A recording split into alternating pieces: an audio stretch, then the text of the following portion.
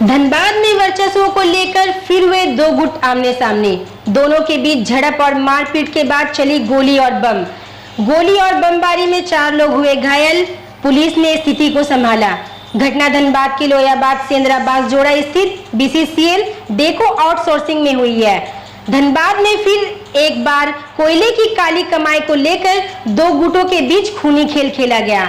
वर्चस्व को लेकर दो गुट में एक दूसरे के विरुद्ध में शुरू हुए नारेबाजी और प्रदर्शन के बाद स्थिति इतना ज्यादा तनावपूर्ण हो गई कि दोनों गुट के समर्थक के बीच झड़प और मारपीट तो हुई ही, उसके बाद गोली और बम भी चला।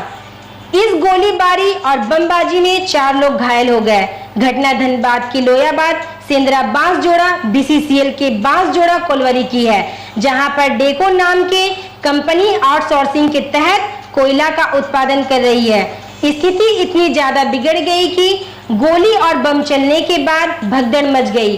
बाघमारा डीएसपी दल बल के साथ पहुंचे और मामले को शांत करते हुए घायल को इलाज के लिए निजी नर्सिंग होम में भर्ती कराया गया। फिलहाल स्थिति अभी काबू में है। घटनास्थल से पुलिस ने दर्जनों बम को भी बरामद किया है। वहीं कई राउंड भी हैं। दोनों गुट कांग्रेस समर्थक बताए जा रहे हैं। घटना के बारे में बताया जाता है कि वहीं पर पहले से एक गुट का कब्जा है और आज दूसरे गुट अपनी उपस्थिति को मजबूत करने के लिए विरोध प्रदर्शन का कार्यक्रम रखा था। आइए सुनते हैं एसडीपीओ बाघमारा नीतीश खंडेलवाल की बातें और मोहम्मद जमील अख्तर उर्फ गुलटन की बातें। उसने बंदी का आह्वान किया था।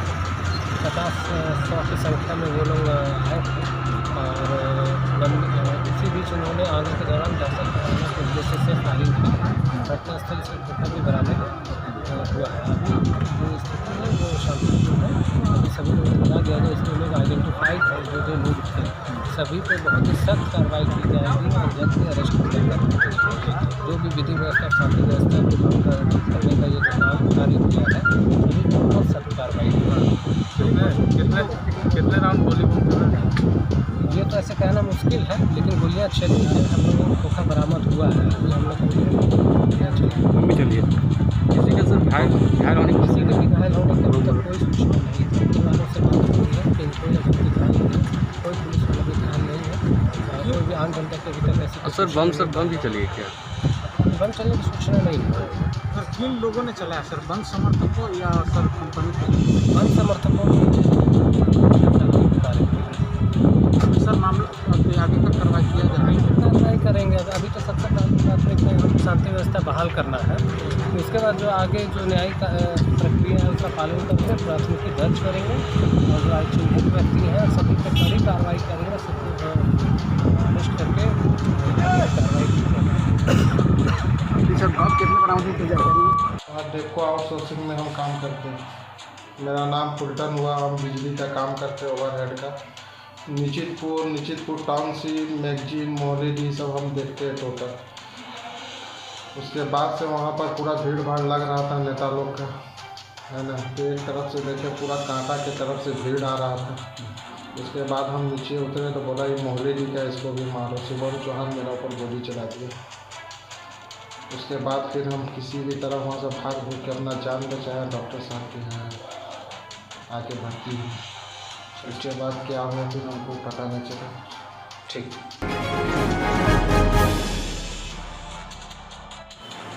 पूर्व निर्धारित कार्यक्रम के तहत स्थानीय विस्थापित बेरोजगारों ने यूनाइटेड कोल वर्कर्स यूनियन के बैनर तले शांतिपूर्वक मुराइडी में विरोध प्रदर्शन किया। प्रदर्शन कर रहे बेरोजगारों ने कहा कि माइनर कंपनी द्वारा स्थानीय बेरोजगारों का रहती जमीन उपयोग में लेकर वादा खिलाफी धोखाधड़ी का काम कर रही है। नियोजन व मुआवजा दिए बगैर उपयोग करना कहाँ का न्याय है। इसके खिलाफ पूर्व में स्थानीय विधायक दुलू महतो को सूचित किया गया था। बेरोजगारों की बातों को गंभीरता से लेते हुए विधायक ने कंपनी प्रबंधन को पत्राचार किया। बावजूद बेरोजगारों का दर्द कंपनी को दिखाई नहीं दी। कंपनी की कुंभकर्णी नींद्रा तोड़ने के लिए आज बाध्य होकर आंदोलन में उतरना पड़ा।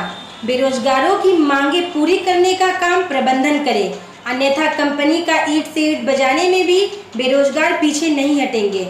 इसके बाद भी मैनेजमेंट हमारी बातों को नहीं मानती है तो पूरी तरह से अनिश्चितकालीन के लिए चक्का जाम कर देंगे। मौके पर दर्जनों की संख्या में बेरोजगार रैयत मौजूद थे। आइए सुनते हैं रैयत की बातें। कारण यही है कि हम लोग यहाँ पे धरना पे इसी कारण बैठे हैं कि जो ये माइंडअप कंपनी है, यहाँ पे जितने भी रैयत लोगों ने, बहियाडी के रैयत लोगों ने ज़मीन दिया है, ठीक है, उनका भी अभी तक पूरा नियोजन नहीं दिया गया है।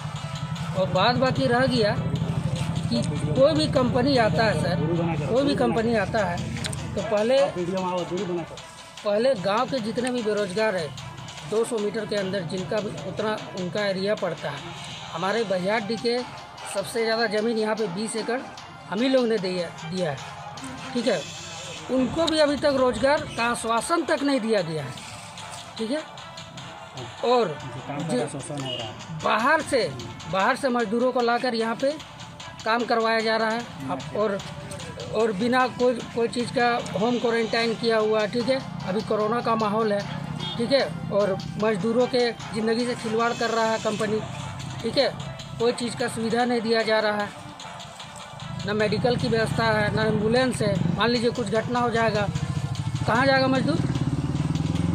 उसके बाद रह गया कि जिसका भी यहाँ पे ज़मीन नहीं है, ठीक है, तो फिर हम बोल रहे हैं कि जो यहाँ पे लाभार्थी हैं, जो बहियाडी के ग्रामीण हैं, उनको लाभार्थ मिलना चाहिए, ठीक है, ना कि कोई जीएम का कोई कुछ रिलेशन है तो घुस गया है, ठीक है।